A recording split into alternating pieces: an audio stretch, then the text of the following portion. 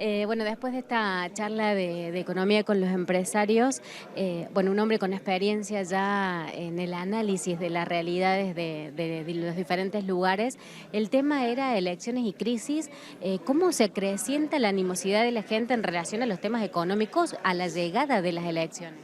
Bueno, obviamente, seguramente antes de las elecciones incluso vamos a tener nuevas perturbaciones económicas porque se generan expectativas y las expectativas influyen sobre el mercado. Pero además los ciudadanos sienten un gran desasosiego porque cuando uno mira un índice de inflación del 8%, del 8,4%, en realidad lo que uno tiene que ver es que hay franjas de la población que quedan por debajo de la línea de pobreza. Y eso genera situaciones de conflictividad social, genera que se exacerbe la puja distributiva.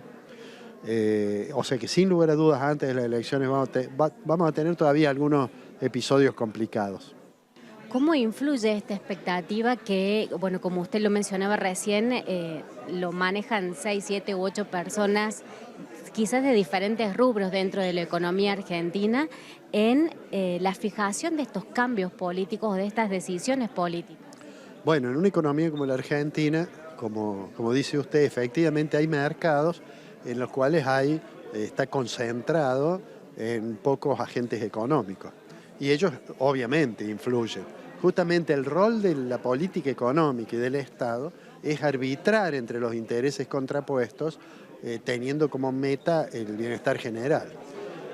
Yo creo que, lamentablemente, nosotros hemos naturalizado algunas situaciones que son trágicas, como es, por ejemplo, el porcentaje de personas que han caído en la pobreza. Y van pasando los años y parecería que es normal hablar de que tenemos casi el 40% de pobres.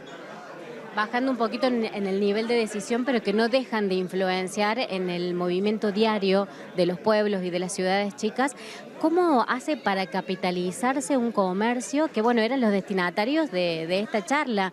¿Cómo se manejan? ¿Cómo pueden persistir en esta realidad? Bueno, uno de los problemas para las empresas, no solo comerciales, también industriales, que son pequeñas o medianas, es que no tienen posibilidades de actuar fijando precios. Y entonces tienen que tomar decisiones a veces sin tener claro cuál es el panorama que van a tener de acá a 90 días.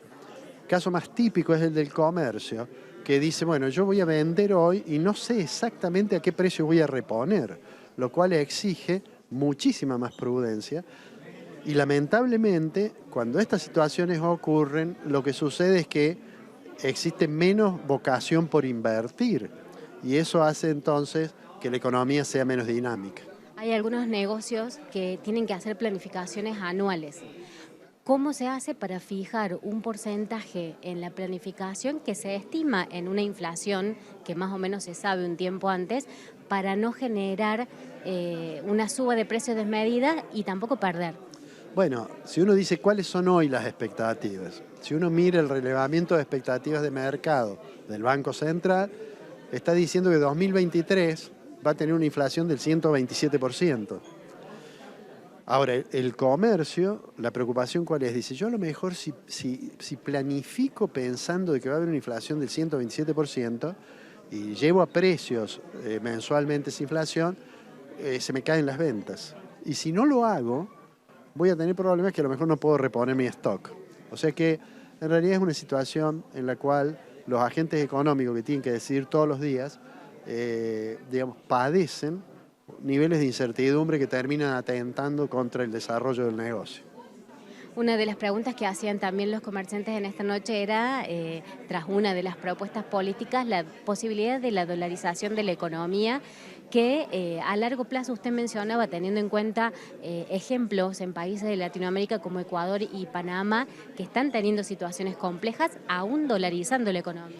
Sí, por eso yo lo que traté de mostrar, y por eso mostré los números de reserva, de cantidad de dinero, la economía y demás, que más allá de que pueda ser un buen argumento de campaña, desde el punto de vista técnico, hablar de la dolarización es muy difícil llevar adelante y seguramente si se hiciera de manera brusca tendría un impacto muy fuerte sobre el tipo de cambio y muy fuerte sobre, digamos, la calidad de vida de los argentinos. Ya yendo al último eslabón de esta cadena, mencionamos los decisores políticos, los obviamente colaboradores a nivel nacional, los comercios. ¿Cómo hace el ciudadano para poder sobrevivir en este contexto, llegar a fin de mes, quizás ahorrar? Bueno, yo suelo decir que muchos de los argentinos son sobrevivientes de las decisiones de política económica.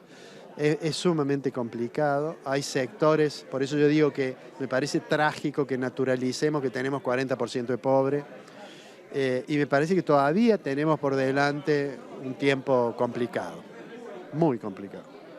¿Cómo hace el ciudadano para ahorrar? Y el ciudadano, el que puede ahorrar, busca, bueno, las decisiones de ahorro dependen de muchas cosas, de la cantidad de dinero para ahorrar, del tiempo que no lo voy a necesitar y de las opciones que tengo en el mercado, ¿no es cierto? Pero lo que normalmente hace el ciudadano, muchos, es tratar de tomar una cobertura comprando dólares o tomando, en la actual coyuntura, plazo fijo a una tasa que es altísima. El 97% de tasa nominal equivale al 152% de tasa efectiva, ¿no es cierto? Pero de todos modos, aunque haga eso, siempre va a tener el temor de que no sabe cuánto va a ser la inflación del mes que viene. Las expectativas era un poco el cierre de su tema en esta exposición para el 2023. Hay muchas variables que influyen. Bueno, en las expectativas suyas en realidad en cuanto al desarrollo de esta economía. Bueno, mi impresión es que vamos a seguir con un régimen inflacionario muy alto, y que el gobierno no tiene posibilidades de tener un plan antiinflacionario que lo resuelva, que se va a ir desacelerando la economía, porque la inflación alta al principio puede estimular el consumo, porque lo anticipa, pero después deteriora los niveles de ingreso y cae la demanda agregada de la economía, y entonces vamos a estar en una situación de esa que los economistas solemos denominar estanflación, porque es una economía estancada con niveles de inflación altos. Esa es la expectativa, diría yo, para 2023. O sea, para lo que resta antes del